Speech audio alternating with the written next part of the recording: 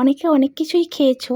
তো ইলিশ মাছের কে, কে যে চিংড়ি মাছের মতো মালাইকারি খেয়েছো তারা কিন্তু কমেন্ট করো। তো আজকে আমি বানাবো চিংড়ি মাছের এই চিংড়ি মাছের সরি তো চিংড়ি মাছের না, তো ইলিশ মাছের মালাইকারি। তো তার জন্য নিয়ে নিয়েছি একটা নারকেল। তো নারকেলটাকে আমি কুড়ে নিচ্ছি প্রথমে। তো কুড়ে ওটাকে আমি দুধ বের করে নেবো আগে। তো কি দিচ্ছি সেটাও তোমাদেরকে দেখাবো। এই যে আমার নারকেল কুড়া কমপ্লিট হয়ে গেছে। আর নারকেলটা কুড়ে এর থেকে দুধ বের করব। আর হ্যাঁ, আজকে আমি গাছের টাটকা লঙ্কা দিয়ে কিন্তু আজকে আমি মালাইকারিটা বানাবো। তো লঙ্কা তুলে নিলাম গাছ থেকে, আমাদের গাছের লঙ্কা হয়েছে, দেখো কত সুন্দর হয়েছে না? তো চলে আসলাম লঙ্কা তুলে নিয়ে। আর ইলিশ মাছগুলোকে আমি আগে ম্যারিনেশন করে রাখবো, তারপরে আমি রান্না বসাবো। তো এখানে আমি নিয়ে নিয়েছি মাছ। তো ৫-৬ পিস মাছ আছে। তো মাছ নেজা, মুড়ো, চাকা সবই দিয়েছি আমি। তো সব রকম করে খেয়ে দেখি কেমন লাগে। তো দিয়ে দিলাম নুন, হলুদ, লঙ্কা গুঁড়ো আর একটু সর্ষের তেল। তো পুরো মাছটার রান্নাটাই আমি আজকে সর্ষের তেলে করব। তো ইলিশ মাছ হচ্ছে সর্ষের তেলে মানে রান্নাটা ভালো হয়, তার জন্য কিন্তু আমি সর্ষের তেলেই পুরো রান্নাটা করব। তো এই যে আমার মাখানা কমপ্লিট হয়েই এসেছে।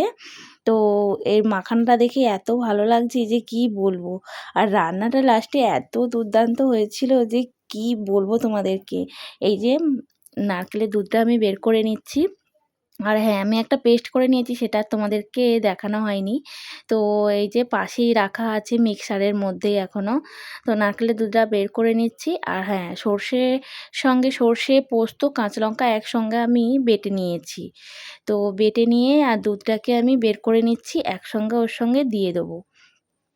তো রান্নাটা কেমন লাগছে মানে প্রসেসটা অবশ্যই কিন্তু জানাবে। আমি এই ফার্স্ট টাইম কিন্তু আজকে আমি এই রেসিপিটা ট্রাই করছি। এই যে সর্ষে পোস্ত বাটাটা আমি ঢেলে নিলাম, আর এই যে ম্যারিনেশন করে রাখাটা আমি যে দেখালাম তোমাদেরকে, আর এই যে বাটাটা।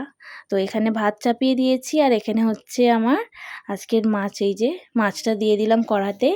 তো কড়াতে হালকা করে আমি ভাজা করে নিয়েছি ইলিশ মাছটা, একদম মানে করিনি, কাঁচা রান্না করিনি আমি, টপকা।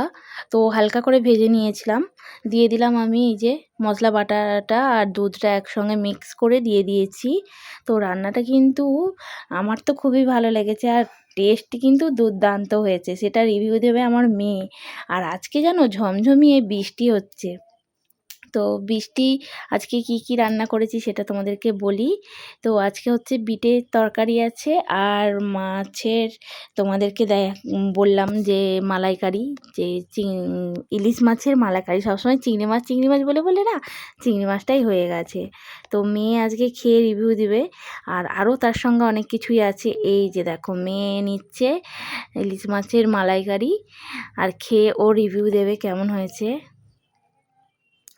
তো বলছে, মা খুব দারুণ হয়েছে, গন্ধটাই তো মানে এত সুন্দর বেরাচ্ছে যে কি বলবো। আর খেতে তো অসাধারণ হয়েছে।